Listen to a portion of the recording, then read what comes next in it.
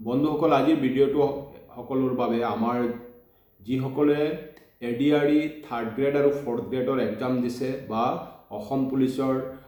SI exam দিছে তেখেতসকলৰ next লেভেলটো হ'ব গৈ আছে অহা 6 মাৰ্চত এসআইৰ ৰিজাল্ট ঘোষণা কৰা হ'ব আৰু 7 মাৰ্চত এডিআৰই 3rd গ্ৰেড আৰু 4th গ্ৰেডৰ ৰিজাল্ট ঘোষণা কৰা হ'ব ফলাফল ঘোষণা কৰা হ'ব তো এইখিনিতে যিখিনি সৰকাৰৰ ফালৰ পৰা এটা বিশেষ নিৰ্দেশনা দিছে যিসকল বিএ পাস কৰা বা গ্ৰেজুৱেশ্যন কৰা ক্যান্ডিডেটে 4th গ্ৰেডৰ এক্সাম দিছে তেখেতসকলে পাস কৰিলেও তেখেতসকলে নেক্সট লেভেল অৰেলত বহিব নোৱাৰে কাৰণ ইয়াৰ যোগ্যতাখিনি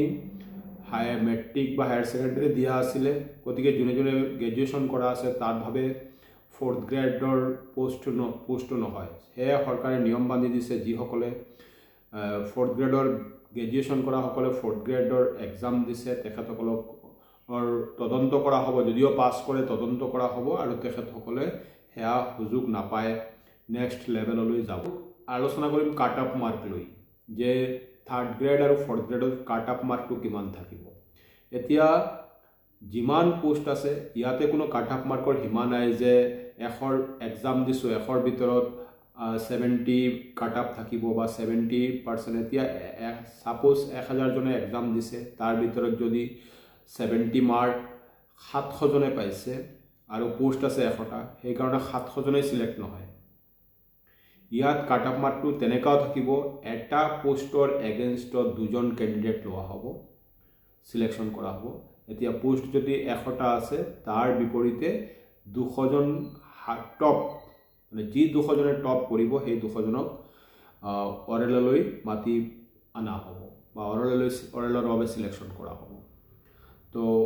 সেই ঘোষণাটো হ'ল যে আমি নেক্সট লেভেলত অৰেলৰ ভাবে 3rd গ্ৰেড আৰু 4th গ্ৰেড নিজকে কেনেকৈ প্ৰিপাৰেচন কৰিম কেনেকৈ নিজকে প্ৰিপাৰ্ড কৰিম যিসকলৰ এক্সাম ভাল হৈছে বা নিজৰ এটা কনফিডেন্স আছে যে আমি নেক্সট লেভেললৈ যাব পাৰিম বা অৰেলৰ বাবে আমি ৰিটেনখন আমি পাস কৰিমেই তো তেখেতসকলে এতিয়াৰ পৰা প্ৰিপাৰেচন লোৱাটো অৰেলটো কেনেকৈ প্ৰিপাৰেচন ল'ব অৰেলৰ প্ৰিপাৰেচনৰ ক্ষেত্ৰত কেইটামান বিশেষ কথা আছে যে পাৰ্সোনেল ডেভেলপমেন্ট অৰেলত কি হয় অৰেলত যেতিয়া আমি ইন্টাৰভিউ বোৰ্ডত যাওঁ বা যোনে যোনে যাব ইন্টাৰভিউ বোৰ্ডৰ চেয়াৰমেন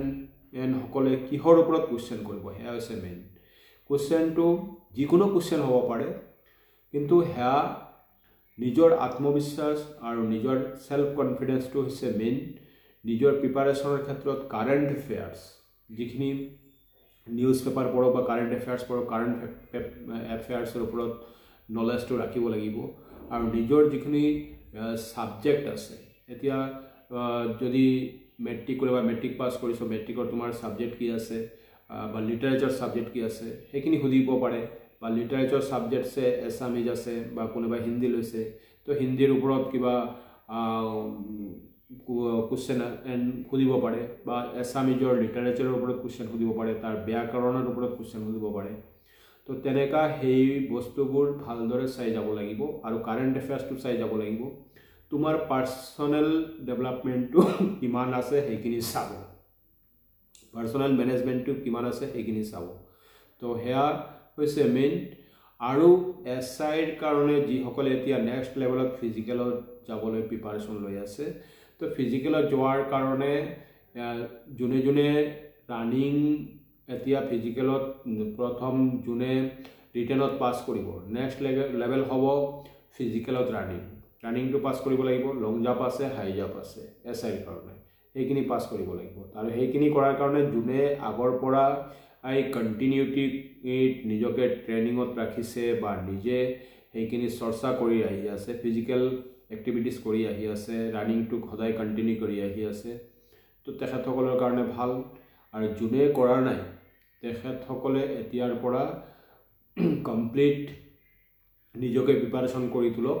আৰু হেয়া ৰানিংটো ডেইলি কমে ৰানিংৰ কাৰণে প্ৰথমে লেভেলটো কমকৈ আৰম্ভ কৰিব যেনে আজি 100 মিটাৰ ইন টাইমত গলে কালি 200 মিটাৰ যাব চেষ্টা কৰিব পৰহিদিনা 300 মিটাৰ যাব চেষ্টা কৰিব নেক্সট ডে 400 মিটাৰ যাব চেষ্টা কৰিব এনেকৈ নিজৰ লেভেলটো ইনক্ৰিজ কৰিবলৈ চেষ্টা কৰিব ঠিক একে ক্ষেত্ৰত লং জাম্পৰ আৰু হাই জাম্পৰ ক্ষেত্ৰতো সেম তেনেকা আজি যদি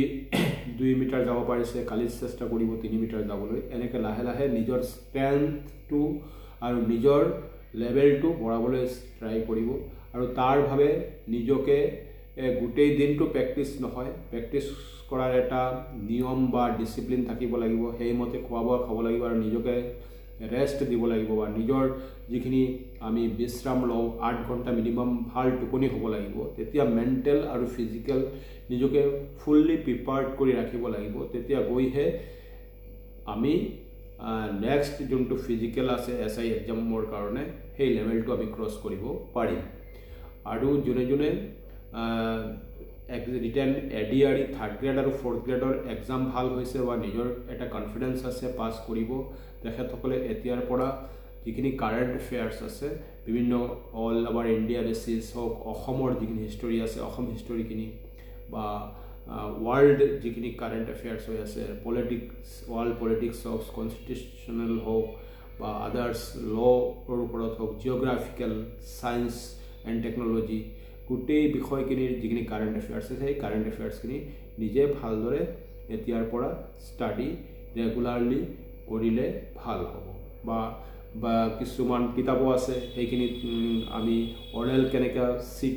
আপ কৰিব লাগে বা অৰেলত কেনেকৈ আমি প্ৰিপেয়াৰ্ড কৰিব লাগে সেইখিনি ডিটেইলছ দিয়া আছে সেইখিনি পঢ়িলে হ'ল তো সেইমতে নিজকে প্ৰিপেয়াৰ্ড কৰক সবকে বেষ্ট অফ লাক